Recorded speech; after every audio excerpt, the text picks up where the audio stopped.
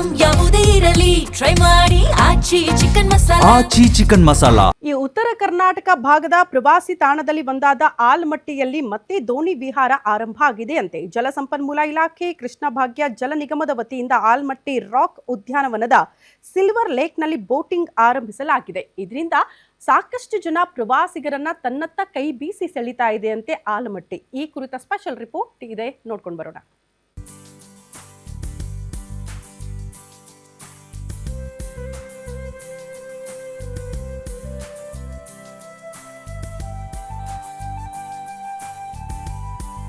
ರಾಜ್ಯದ ಕೆಆರ್ಎಸ್ ನಂತರದ ಉತ್ತರ ಕರ್ನಾಟಕದ ಪ್ರಮುಖ ಪ್ರೇಕ್ಷಣೀಯ ಪ್ರವಾಸಿ ತಾಣವಾದ ಆಲಮಟ್ಟಿ ಸಿಲ್ವರ್ ಲೇನ್ನಲ್ಲಿ ದೋಣಿ ವಿಹಾರ ಆರಂಭಗೊಂಡಿದೆ. ಜಲಸಂಪನ್ಮೂಲ ಇಲಾಖೆ ಕೃಷ್ಣ ಭಾಗ್ಯ ಜಲ ನಿಗಮದ ವತಿಯಿಂದ ಆಲಮಟ್ಟಿ ರಾಕ್ ಉದ್ಯಾನವನದಲ್ಲಿರುವ ಸಿಲ್ವರ್ ಲೇನ್ನಲ್ಲಿ ಆರಂಭಿಸಲಾದ ದೋಣಿ ವಿಹಾರಕ್ಕೆ ಕೃಷಿ ಮಾರುಕಟ್ಟೆ ಸಚಿವ ಶಿವಾನಂದ ಪಾಟೀಲ್ ಅವರು ಚಾಲನೆ ನೀಡಿದ್ರು. ಈ ದೋಣಿ ವಿಹಾರಕ್ಕೆ ಪ್ರವಾಸಿಗರಿಂದ ಭರ್ಜರಿ ರೆಸ್ಪಾನ್ಸ್ ಸಿಕ್ಕಿದೆ. ನಾನು ಬಾಗಲಕೋಟೆನಿಂದ ನಮ್ಮ ಫ್ರೆಂಡ್ಸ್ ಎಲ್ಲ ಬಂದಿದ್ವಿ ಕಾಲೇಜ್ನಿಂದ. ಆಲಮಟ್ಟಿ ರಾಕ್ ಕಡೆನೆ ಎಲ್ಲ ಚಲೋ ಐತಿ, ಫೆಸಿಲಿಟಿ ಎಲ್ಲ ಐತಿ, ಸೇಫ್ಟಿ ಐತಿ, ಎಲ್ಲ ಜಾಕೆಟ್ ಗಿಕೆಟ್ ಎಲ್ಲ ಹಾಕ್ತಾರೆ. ಎಂಜಾಯ್ ಆಗುತ್ತೆ, ಫ್ಯಾಮ್ಲಿ ಸಮೇತ ಎಲ್ಲರೂ ಬರ್ರಿ. ಮತ್ತು ಖುಷಿ ಆಗುತ್ತೆ. ನಾವು ಬೋಟ್ದಾಗ ಅಡ್ಡಾಡಿ ಮತ್ತೆಲ್ಲ ಫೋಟೋ ಗಿಟೋ ತೊಗೊಂಡ್ವಿ, ಚಲೋ ಆಗುತ್ತೆ, ಖುಷಿ ಆಯ್ತು.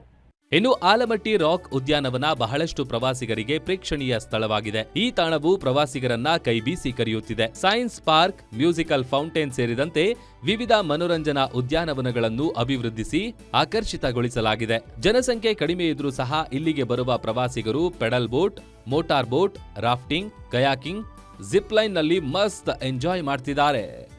ಈಗ ಆಲಮಟ್ಟಿಗೆ ಬರುವಂಥ ಗಾರ್ಡನ್ಗೆ ಪ್ರವಾಸಿಗರಿಗೆ ಸಿಲ್ವರ್ ಲೇಕ್ ದೋಣಿ ಅಂತ ಓಪನಿಂಗ್ ಮಾಡಿದ್ದಾರೆ ರೀ. ನಮ್ಮ ಸಚಿವರು ಸರ್ಗಳು ಎಲ್ಲರೂ ಬಂದು ಉದ್ಘಾಟನೆ ಮಾಡಿ ಹೋಗಿದ್ದಾರೆ ರೀ ಸರ್. ಒಟ್ನಲ್ಲಿ ದಶಕಗಳಿಂದ ದೋಣಿ ವಿಹಾರಕ್ಕಿದ್ದ ತೊಡಕನ್ನ ನಿವಾರಿಸಿ ಕಡೆಗೂ ಚಾಲನೆ ದೊರೆತಿದೆ. ಸದ್ಯಕ್ಕೆ ಪ್ರವಾಸಿಗರ ಸಂಖ್ಯೆ ಕ್ಷೀಣಿಸಿದ್ರೂ ಸಹ ಮುಂಬರುವ ಬೇಸಿಗೆ ರಜೆಯ ಅವಧಿಯಲ್ಲಿ ಆಲಮಟ್ಟಿಗೆ ಹೆಚ್ಚಿನ ಪ್ರವಾಸಿಗರು ಹರಿದು ಬರುವ ನಿರೀಕ್ಷೆ ಇದೆ. ನಿಗದಿತ ಶುಲ್ಕ ಪಾವತಿಸಿ ಪ್ರವಾಸಿಗರು ಈ ಜಲ ಕ್ರೀಡೆಗಳ ಸವಿಯನ್ನು ಸವಿಯಬಹುದಾಗಿದೆ. Deepak Shinde, guarantee news, Vijayapura. ನಿಮ್ಮೂರಿನಿಂದ ವಿಶ್ವ ಮಟ್ಟದವರೆಗೆ ರಾಜಕೀಯ, ಸಿನಿಮಾ, ಸ್ಪೋರ್ಟ್ಸ್ ಯಾವ ಸುದ್ದಿಯೂ ಮಿಸ್ ಆಗಲ್ಲ. ಬರೀ ಸುದ್ದಿಯಷ್ಟೇ ಅಲ್ಲ, ಜೊತೆಯಲ್ಲೇ ಇರುತ್ತೆ ವಿಶ್ಲೇಷಣೆ.